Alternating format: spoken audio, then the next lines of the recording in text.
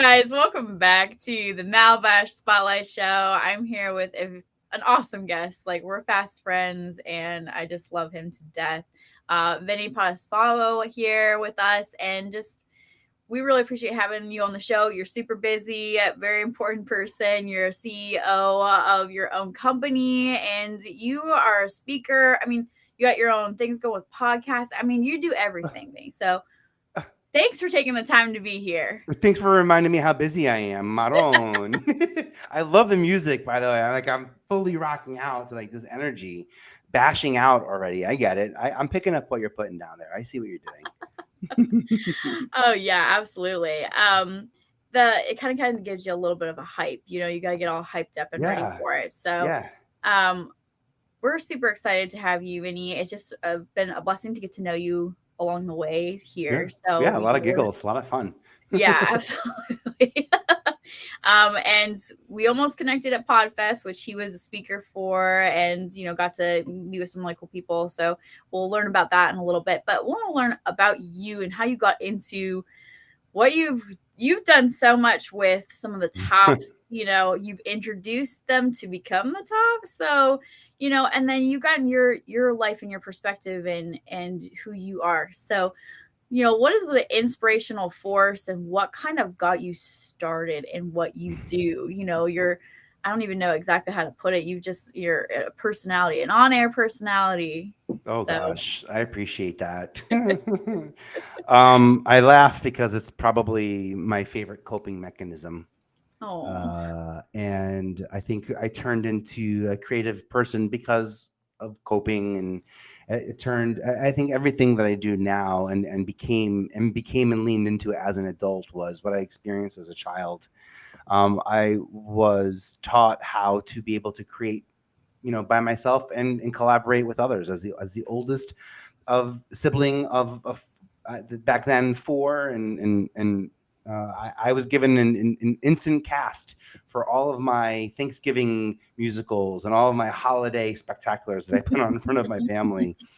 And I just learned and I loved collaborating and working with my sister and with my brothers. And I kind of realized that, like, the stories would change based on who we were sharing, the story with. The facts wouldn't change, the characters wouldn't change, but the stories would change. If my grandma was in the room, if it was for my sister and her friends, if it was for my brother Joey, who's a year younger than me, and our friends, the stories would change. And I love that about storytelling, and I kind of found it fascinating to be able to share other people's story, mostly as a coping mechanism, to deflect away from any attention or any sort of spotlight that I was getting. Because for me, I felt like the last thing I wanted was the spotlight. I felt like with the spotlight came great responsibility, and also to be blunt. I think another thing I was told by somebody that I had a really close relationship with, that this is hard to say, but I was told that I wasn't talented. So I thought to myself, and this is before the internet and social media. So here I am with this newfound information that I did not ask for, and I thought, well, then how am I going to get talented? If I get in trouble by being with these five friends, and these five friends are the sum of who I am, and these five friends mean I'm in trouble, according to my parents, and like, then let me go find five friends that are super talented, and maybe that'll like make me more talented. Maybe I'll pick up on like what they're putting down, and that literally was what made me most curious about the entertainment industry, was my ability to bring people together, discover people and opportunities together, bring them and connect them, and leave them with an opportunity to create, and learning how people created and learning how people consumed. I got to watch my cousins. First, as a kid, I got to watch my cousins and my brothers and sisters. And in college, I was the dude at the computer center. If you don't know what that even means, back then you used to have to go one room, like one room on campus had internet in the computer center before the dorm rooms had it when I was in school. So you'd go to the computer center, and it was my job to help you with the margins on your paper, or if there was a printer jam, or digitizing photos to your GeoCities or websites. And it was this idea of like of managing, and all of that by the way, which I didn't realize it was what it was doing. It was like my Mr. Miyagi, Karate Kid, paint the fence, this idea Yeah. of like, well, how is changing documents going to help me in real life? And the truth of the matter is that all of those term papers that I helped, other people fine tune in their words, their fonts, their language, their aesthetic, I was able to learn how people presented information. And I turned that into show decks and casting one sheets and talent one sheets. And I was able to organize information on Excel and Access, and create a database in a way that just wasn't kind of being done in the late 90s, early 2000s. And ultimately, it was that organization, it was that tech, that organizational skill that I had from digitizing content or understanding how to get content from a hard disk, from floppy disk to hard disk to tape. I understood that process. I was curious about that process. And when MTV was looking to create its talent development department, the last thing they needed was another casting person. I had no experience casting, but what I did have experience doing, well, I had some experience casting, but what I really was like a master of at 20 and 19 was databases. I knew how to put out a casting notice or something on the internet that asked people to send me in their information. And I was able to, whether that was on snail mail or email, take that information, convert it to data, put it in a database, and then actually use it, like move on it. And I got to work with Fox News in the late 90s with Hannity and Colmes, which was a really cool bipartisan show about politics where we learned, questions from both sides of the aisle. And ultimately that led to a tiny little reputation that I somehow got because producers talk to producers and people talk to people, that I kind of had this like thing for databases and a decent eye for casting. I understood the ropes, and I'd already been an intern when I was in 1994. I think when I was like a junior in high school, I interned at the Staten Island Community Access Channel, so I could learn how to do what I wanted to do. And I didn't want to be a camera operator because camera operators, this is so weird. Camera operators have to stand up. And I thought, why would you want to be a camera operator, stand up all day? That sounds like an exhausting job. I should be in the control room. And I went to the control room and I was like, well, what job would I do? I'm like, the teleprompter doesn't look like it's my job. And I would love to be a director, but I'm terrified of calling the board and switching the board. So, and my hands can do like one thing. My left hand and my right hand, they do the same thing, up and down. I can't play the piano. I don't have that ability to make my hands to do different things at once. So ultimately, I landed on technology, and I could digitize content and had this like sort of weird way in. And it was curiosity that, and then when I felt like I had this database, and I felt like I saw that it was an impressive feature, and I kind of learned how, when I was talking to a casting director, how to sort of understand what they were working on, and then explain to them how I had a database, and maybe they could use the same database that I have with their talent, because it helps me organize shows. And that was really the beginning part of what turned into a 10-year career at MTV. And for 3 years, the first 3 years, I would say I didn't really, unscripted TV, like The Real World was the closest to unscripted we worked on for at least 2 years in talent development. We put Beyonce in her first film. We brought Mandy Moore to the network and put her in her first film. And MTV Films, I was helping cast MTV Films, helping launch MTV.com. But my boss, a New Yorker, a true and tried New Yorker, moved to LA, and I was so devastated. I was like, why would you leave New York and move to LA? And took a meeting with Sharon Osbourne, and lo and behold, the Osbournes ultimately was created, and then Punk'd and Newlyweds. And I got to watch some of the biggest talent brands in modern pop culture and also in business culture get created. Like, I literally was in the room when these billion-dollar brands were created. So I don't claim to have made some of those choices or decisions for them, in my early 20s, but I was in the room when those decisions were happening. I saw the contracts that were being signed.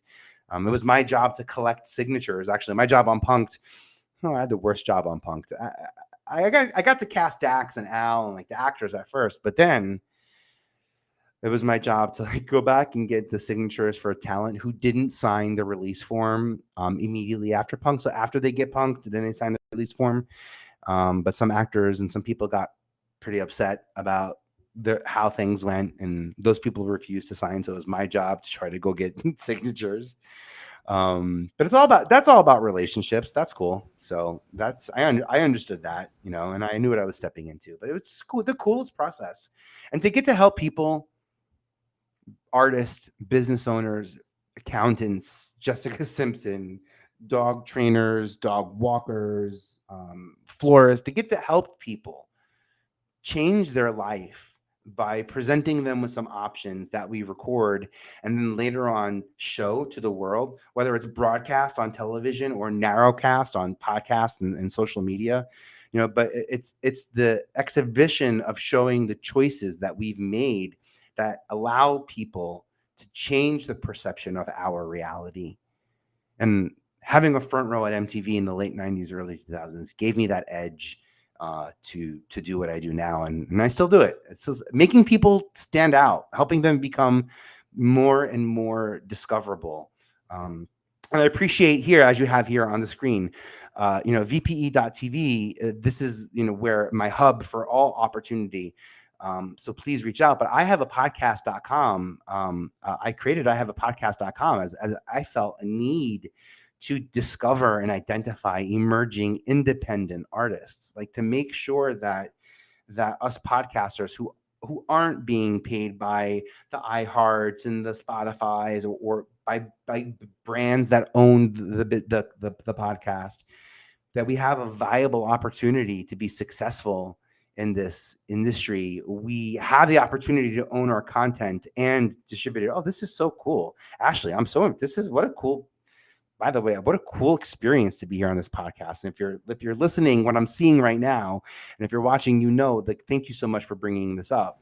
Yeah, I thought it would be a cool way for like people to share information on what's happening in podcasts and like get discovered, get like seen, and share it too, and share it. Absolutely. You've got some really exciting irons in the fire here. You've got the podcasting is growing by 20 million every single year. So it's becoming this huge. Social audio is in, like it's in. Radio used to be dead, but now it's coming back, baby. And I think it's making it more connected. And you found a niche. And this is I have a podcast website. I'm going to share here too, where you can find Vinnie on your VPE TV website as well. But you just got, you've got such a passion for people, Vinnie, and it doesn't take like too much to see that right off the bat. So I just really love to share that too. You've got such a passion on connecting people. That's your passion. You've done that, whether you've wanted to or not. And I like literally cringed when I heard you say you had to go and get release forms from people. That had to have been worse than being like a bill collector or something. I'm sure that was just like the worst thing in the world. So I'm so sorry. Well, I mean, the good news is that I mean, for me, it would be like, look, you're right. That's how I would start. Look, you're right. It probably wasn't executed correctly. And that's probably why you feel the way you do. So like, I just want to acknowledge that. And if it doesn't work out now, let me know if you're open to being punked in the future. You'll never know when you're going to get punked.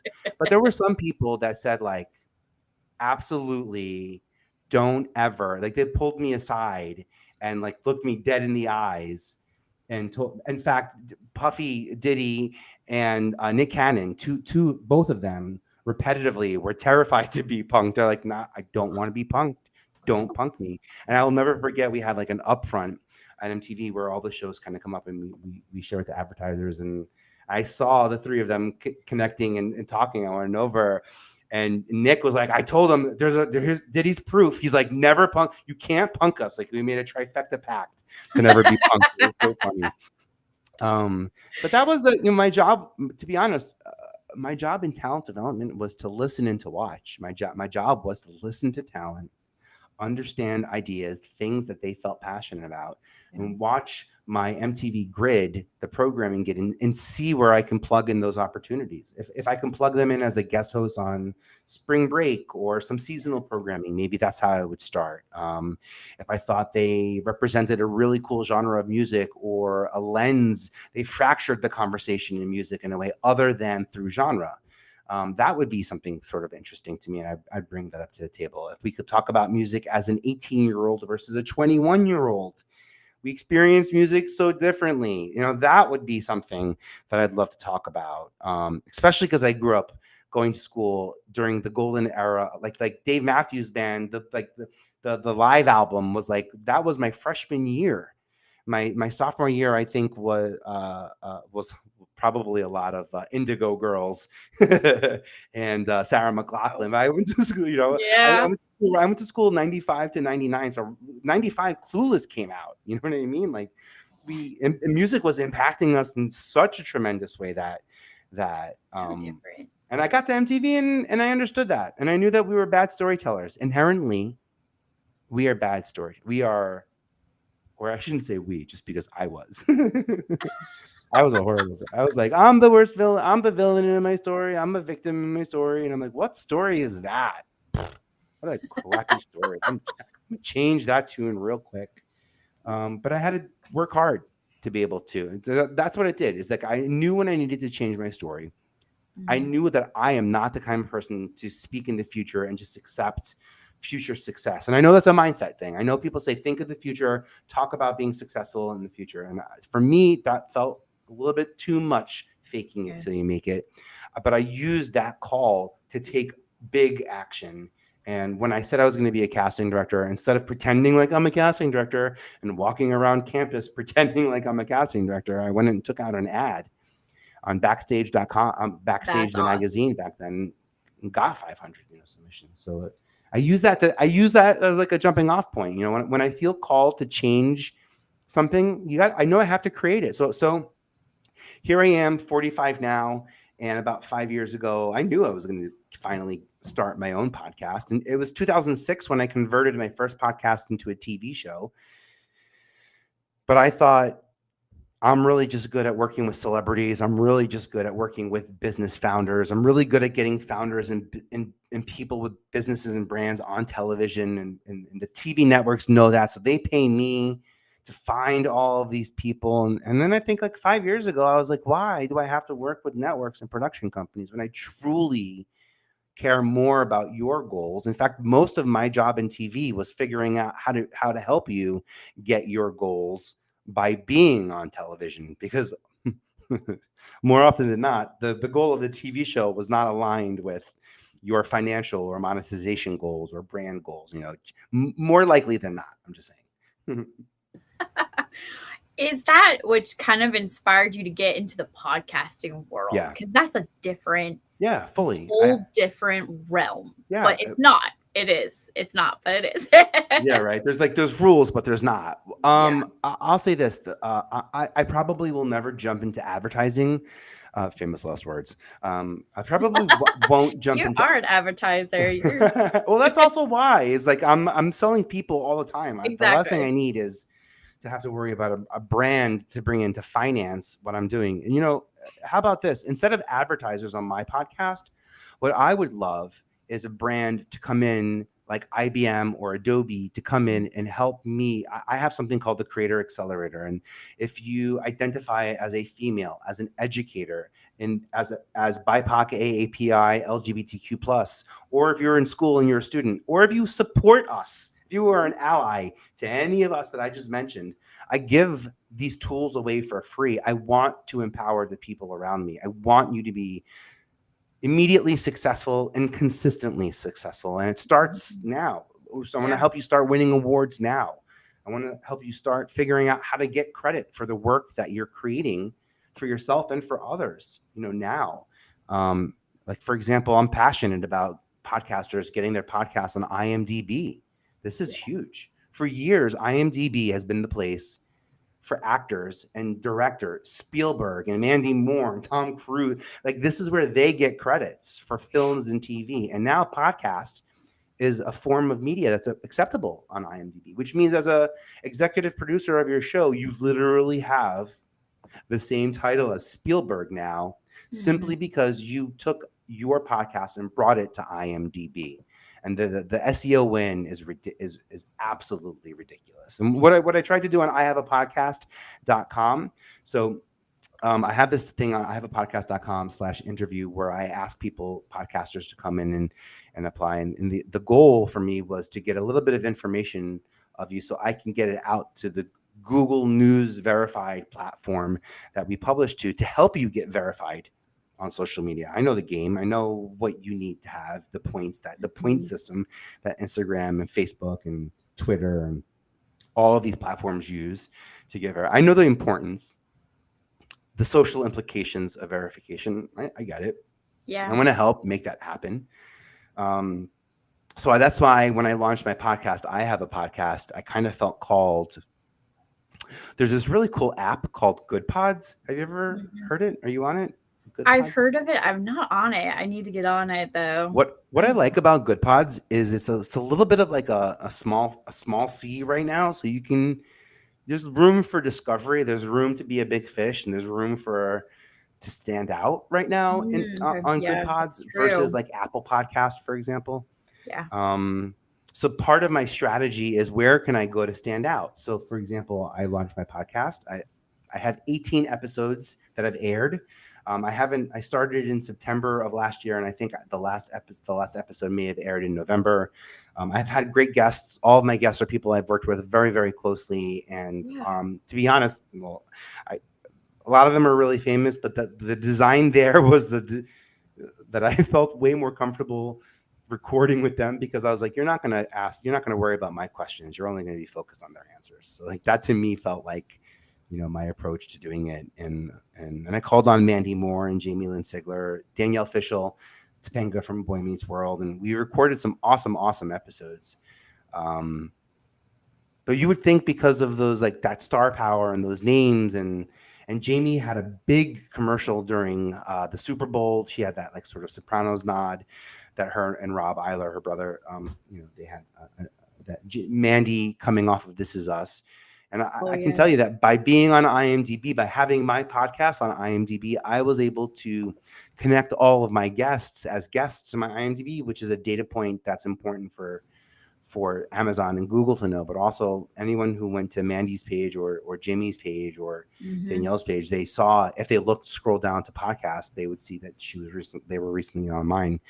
Um, if these actors go on the late night show or late late show or make any TV appearance, The View, or I promise you, all of those shows have somebody dedicated to making sure as soon as it airs, because you can't give credit to something that hasn't aired yet on IMDb, but as soon as it airs, that those people's names are added as guests to those pages. IMDb is a tremendous SEO source for creators. So Interesting.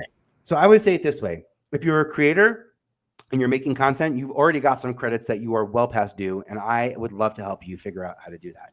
If you are a business owner, or if you feel like you have nothing to do with like sort of the creator market, I would say think about how you as a business owner can show up in this creator economy. So Mhm. as a creator, I'm on LinkedIn in a business world, and I stand out a little bit on LinkedIn because I'm not a marketer who creates, I'm not an advertiser who creates. I'm strictly purely a creativist, and I stay in my lane. And I would say for accountants, lawyers, florists, and people with jobs that are not necessarily traditionally creative media jobs, a great way for you to appear in the search engines for shows, news, even podcasters who are looking for experts in your field are by being an IMDb. And it's a really cool opportunity. So like my point of the story, if you own a business and you've been a guest on a podcast, then you have the ability potentially to be on IMDb, and you want to be searchable. You want to be discoverable. You want to be found where people are looking for you That's because awesome. it's important. Well, no, you're right. It is important. Like any type of, especially like you said earlier, it's early in the game kind of for a lot of social audio and platforms with podcasting is not super saturated though. Like it is starting to get that way. But Nowhere even close. By the way, Can we say we're 25 years into reality TV, and still how many platforms are being created now for reality TV versus just Exactly. 25 years ago? I mean, like, not even like broadcast networks, but like Yeah. digital, this is this space that we're in. We haven't even begun to fathom how big and how crowded this space is. It has nothing to do with how many podcasts there are. There is infinitely more space that's requiring us to create content. And I truly believe in the law of abundance. I don't think that we could be creating podcasts if in the future there wasn't going to be a place for those podcasts to be. I really truly, it's a little like heady to say something kind of like that. And it's very kind of like taking the leap of faith and believing in the law of abundance. But I Mhm. truly believe that I could not create something if I didn't think that there was a platform for it. And that platform might not it might not exist now, but maybe now is the time to tell the story and to record the story. And then 10 years, 5 years, or 2 weeks from now, when a new feature is launched on whatever new platform it is, allows me to be prepared. And that's how you get ahead in this digital game. There's no catching up, there's only skipping ahead and being prepared for the next evolution, the next launch, the newest sort of um, uh, tool or trick that these platforms are getting you to sort of like engage in. To me, that's the way that you get ahead in Mhm. this digital game. There's no catching up. There's no that's tough. That's a fool's errand. I love Silly. that, Vinny. I absolutely love that because I think a lot of people get in and they're just like, ah, it's old. I can't make it. I can't do this, Yeah, or I got to you start know, at ground one. I got to start from yeah, the scratch. Why? Start that's why? so true. I got to get nine. I have to post 9 posts on Instagram before I can. Why? Just go straight to Reels. Yeah. Rip off the band-aid and get right into it, Hmm. because most people aren't even going to realize what your profile looks like, by the way. Exactly. No, that's the truth. They're not going to care about all the colors or if you need to use them or No. whatever to create the. In fact, if you're listening to this, I want you to really please reach out to me and tell me if anyone in your life, a friend, anyone, knows what 3 posts you have pinned on your social media. Like, I know it's important to us, and I know we can say what pins we've posted on social media, but you let me know when someone tells you, "Oh my god, I saw that thing. Oh my gosh, I saw that thing that was posted. I saw that you pinned it, and I love that you pinned it." You let me know when someone. And my point is, like, I don't think profile visits are as relevant, as the outward motion of our Mhm. content and our energy. I love that. That's gold, people. That's gold. I mean, absolutely amazing because I think so many of us get discouraged, getting into it. And I love how you're talking about IMDb because that's, I think, something that people haven't even thought about, especially for podcasts and stuff. I think, for TV, oh yes, if you're an actor, if you're production or any of that, of course, right? That's a no-brainer. Yeah, But IMDb kind of gives you a notch, in the it belt, so to speak, to be able to say, "Hey, I've got this on IMDb." People are like, "Whoa, IMDb, like that's different." That's really cool. and So they and can, and it's not just you as the executive producer and writer, but also your company as a production company. Like, a yeah, lot of us don't realize that the companies that the LLCs or the C corps, S corps that we've created are actually the production companies that are financing our podcasts, our independent podcasts that we pay for, most likely are coming from businesses. Hopefully, we figured out a way to make most of that tax deductible. I think this is kind of like where I'm going with this as an external communications lead for a company. But you tell me what other way to create content out of the gate that you own. Like, you can't create a TV show and own it and then bring it to it. That's not how it works in America. You own it. You own the show until you sell it. The network owns it, and then they commission you to yeah, make it, and you get paid, a percentage in fees and blah blah blah. But the ownership is not yours, which means that the spin-offs, the ancillary ways to amplify and aggregate and distribute, your content, those are no longer the pieces of the property that you no longer own.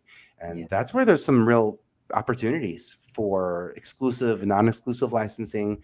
Like, as I said, there's yeah, a lot of platforms and surfaces that have content needs. And if you as a brand owner, as a founder of a business brand, or even just someone who identifies as having your own personal talent brand, I think those are really important. It's really important. And the more you can be discovered and discoverable, I think Mm. inconsistently, and people will find you and then re-find you and rediscover you and rediscover you, and by taking credit, I don't even say by giving credit, but by taking credit and by applying for awards, these are great ways to stand out and get discovered. That's a really good point too. There's so many awards out there that are there for the taking, and take Mm-hmm. it. It will help to give you that street cred. I was talking to somebody else about that earlier. Just like there's some great street cred out there that you can get. Have somebody either set up or vote for you or enter you in or you enter into it, and see what you can get.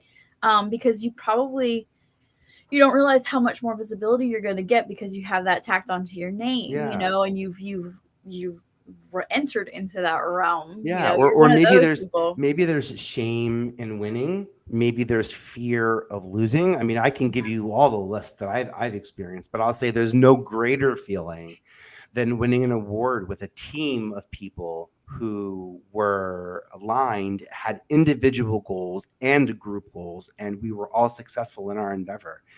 And there's no one going around handing out Grammys and Oscars. Like, that's not the way it works. Some awards you have to pay to be in the academy, and then you have to pay per submission, per producer, per region, and it can get really expensive, by the way. Yes. And then some platforms have awards that are kind of where you're measured against yourself. There's Mhm. a categorical way that judges are going to judge entries, and all the entries in that category will be judged against the same 5 pillars. Everyone will get a score, and then maybe the top 60% will be silver placing, the top 10% will be gold placing, and the top 1% will be platinum or best of. So there are awards out there where multiple winners from categories are happening. In fact, my head is covering it, but like I had an award strategy last year, the first time ever. Like, I'm 25 years in TV and I didn't have an Emmy, and I was like, oh, that's kind of, how come? And I'm like, literally Yeah. because How come? I You never deserve once it. I never thank you so much, but I never once applied. I was never up for a nomination, so there's no way I could have ever won an Emmy if I am not considered. So I actually put energy into finding a project, and I have a regional Emmy, which means that my Emmy was won because it specifically targeted the Florida region.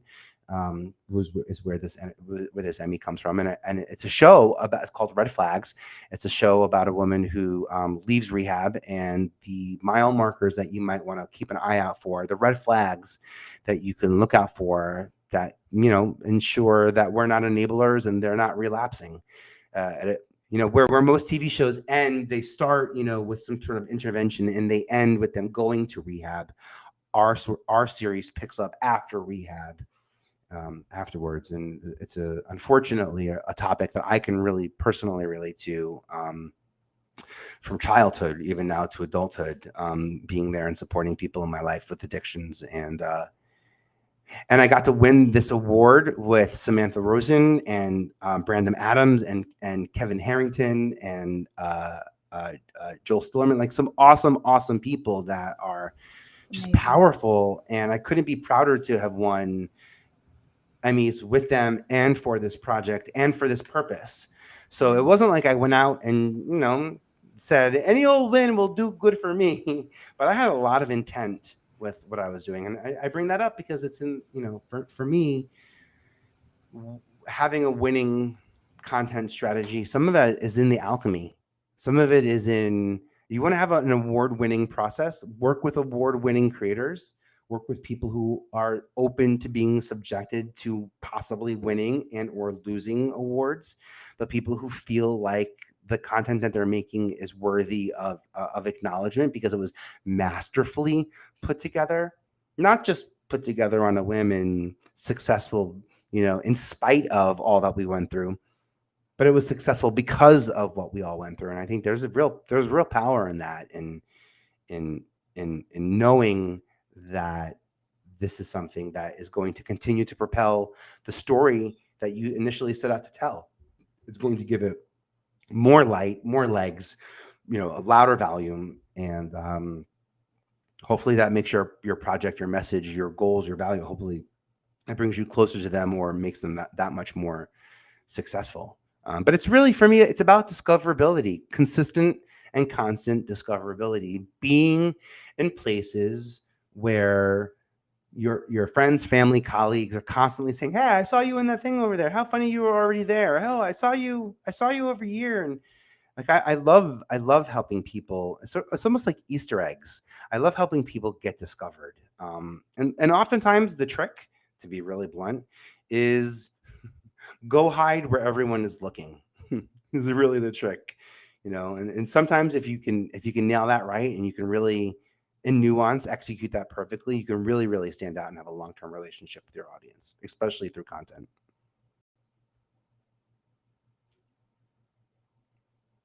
What do you think? I feel like I feel That's, like oh, there you are. I'm Hi. I'm here. I'm just a voice in your head. No, I was like, oh no, I didn't hear you. I didn't hear you at all. Sorry. I was like, what happened? Where'd you go? um yeah, I just that's really great, Vinny, and such a great encouragement to people that are, in the media world and getting in or just have been in there for a while. Go hide where everybody's looking.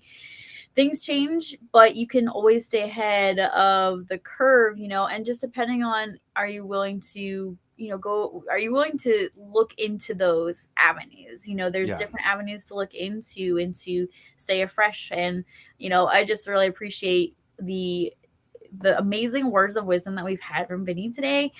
So you guys definitely uh, follow and reach out to Vinny because he's an please. amazing human being and is absolutely such a cool person. I mean, I absolutely have loved getting to interact and learn more about him and his team and all that stuff too. But he's got such a heart for people, and he's got a heart to help you get to where your end goals are and things. And also, he's just like, he's been there, he's done it, he's been and seen the success, and he's got going on. Yeah, I've seen the success. I've seen the failure too. So I got to point that Yep. out. So But you need it's both, right? I mean, you yes. can't always Well, have I didn't say it was success. my failure or my success. I just got to watch everyone else's Exactly. And the that's first even 10 better, years. Oh guys. yeah, Like, yeah, it's he's seen true. it all. It's true. And it's so much easier to watch someone else fail than to be part of that fail. But it's even more rewarding when you become part of that success journey. When you, Exactly. the person who saw them fail and let them fail. Sometimes you can't look, you can't look. Well, I love what you said about You can't enabling. mansplain everything. Like I know this. Like this Exactly. is like I come from Yes. TV. I've seen it happen, and it makes me cringe. Yeah, you talked about enabling. You can't enable people either. Yeah, You at some point they have to pick up the ball and go with it. They have to make themselves, they have to make that step. And you can't help them forever because it doesn't help. yeah, It ends up hindering them in the long run, yeah. and they may crash even harder down the road when you decide to step away for a couple seconds. You can't Yeah, have that. absolutely. That's absolutely true. In fact, yeah, there's yeah. If you look at the Ashley Simpson's story and kind of like what happened, there's a Yeah. lot that went right there. But the one thing that went wrong was that they gave a little bit too much a little bit too much power to a band member who didn't have a lot of experience. And when the Mhm. SNL moment happened and the wrong song was played and Ashley didn't know how to react to it, just strictly based, as you say, strictly based on experience and not knowing how to handle yourself in those moments of adversity. Yeah, you don't want to set up someone to burn and crash. And to be honest, I already did that on Bravo and VH1 in the 2010s. I was like, "Oh, you're kind of vicious. I'm gonna take care. Yeah, I'll put you a million. You want to go a millionaire matchmaker? Uh-huh. Dear Patty." Yep, I no love problem. it. It's almost like the what is it, the waiter and waitress's revenge, Yeah, yeah, yeah, yeah, yeah. You sure you want this? Yeah, no problem, guy. I got that Yeah, for you. okay, Coming up. okay. Extra hot sauce. No. Hey, the networks were happy about it too. I'm not gonna complain. Oh, Vinny, you're so awesome. And I love, thanks for sharing all this great stuff. Like, Yeah, super, super awesome. And guys, Vinny, you can be found on social media. I mean, IMDb everywhere. He is yeah. everywhere. So find him. I got You one of can't get those away names, from right? him. Yeah, I got one of those like unforgiving names. Yes, please reach out. I love saying hi on LinkedIn and on Twitter. I tend to be on those two platforms a little bit longer and more frequently than others. And my website is vpe.tv. And if you are an independent podcaster, if you are looking for a way to be discovered and be more discoverable as a podcaster, please feel free to take me up on this offer by going to ihaveapodcast.com/interview. Or I think if you go to ihaveapodcast.com, there's an interview button now. We made it really easy. But I'm making it as easy as possible for people to find this form so that they can apply and be part of what we're doing with these featured articles. I'm excited to be like, stirring up some things in this podcast industry of ours. Like it's time. We can get ready. We're It just is starting. time. Yeah, it's time to. Here's the interview button, guys. Definitely go and check it out because he's got some really, really cool things there and some amazing wisdom to share. And I love how it's almost like a podcasting agency, if I can kind of say that a little bit, Vinny. Because, I mean, what a cool idea! You need it's a this. modern. I love it. Think of it. It's a modern podcasting agency, but I'm not your agent. I don't want 10. I want ugats. I want no percentage of anything. I'm so happy for the brands to pay you. To be honest, I use you as the podcaster. I use you as the opportunity to teach a brand the importance of what we're doing, to teach them how our KPIs as podcasters are different than like what you're seeing in social media, so they can understand the value of 200 downloads per episode versus 200,000 likes on a TikTok post last year. and the value that we really bring to it. So, and that's why I think that podcasting, whether you are an independent podcaster or you're an independent brand trying to get into podcasting, there's like literally, it's like owning real estate. You literally own IP that just continues to create and earn more value that you own 100%. I bring this up because again, I come from a corporate content background where I just didn't get to own the projects that I sold and had to sell, that I had no option to be able to stay an active part of. So That's awesome. Now's the time. Yes, absolutely. Time to shine. I love it. Thank you so much, Vinny, for being here. And if there's any last, comments you'd like to make, feel free to do that right now. And we've just loved having you here. You're just inspire, impact, and ignite conversations. And if you need help with any of that, reach out. I'm here, on purpose, consistently, as we've learned. Like I'm not going away anytime soon. This is what I've been doing a very long time, and to be honest, I had to create my podcast so that I could keep doing it on my way, so that I wasn't doing what I can do only when people paid me, but I can create the opportunities that didn't exist without needing to have big companies buy into or understand what we're doing. So go us is what I got to say about that. Go us. I love it. It's so true. Guys, thank you so much for tuning in today. You can be on our show by emailing contact@madbosh.com and see if you fit the bill to be on the show. We'd love to have you. And it's just been a blessing to have Vinny. Go check out his website, ihaveapodcast.com or VPE TV. And also find him on social media. Stalk him. He's a lot of fun. And he does well with stalking, so definitely go check it out. All right, guys, take care, and we'll see you back here next time.